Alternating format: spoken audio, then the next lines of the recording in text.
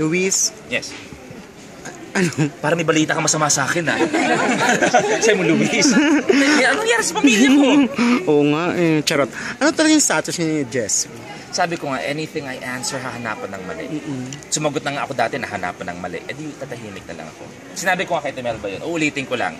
Kung alam ko ang taong sasaksakin ako, ba't ko bibigyan ng kutsilyo?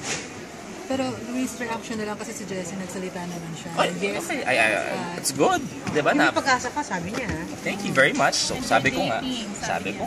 I mean, di kami pwede mag-deny kasi we have pictures online. Ang weird naman nun kung ide-deny ko yun na may pictures online. Kasi anything else, gagamitin yun against me. Sabi nga, isa mga pinakabugbog na statement about hearing, I invoke my right against self-incrimination. So when did you start courting Jessie?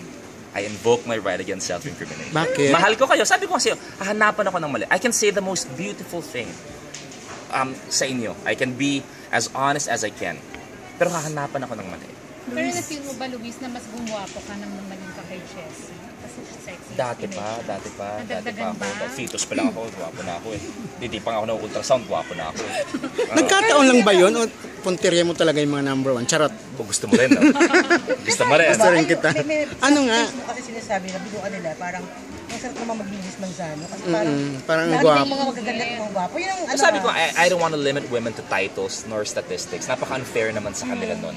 Na parang ano sila, dinumero lang. So, diba? I mean, yes, it is a prestigious title to be hailed as the nation's sexiest. Pero pag nirefer na sa akin, it's parang putting them as statistics. And that's very unfair to all the ladies out there. So, hindi ka kasi nagbabase lang doon.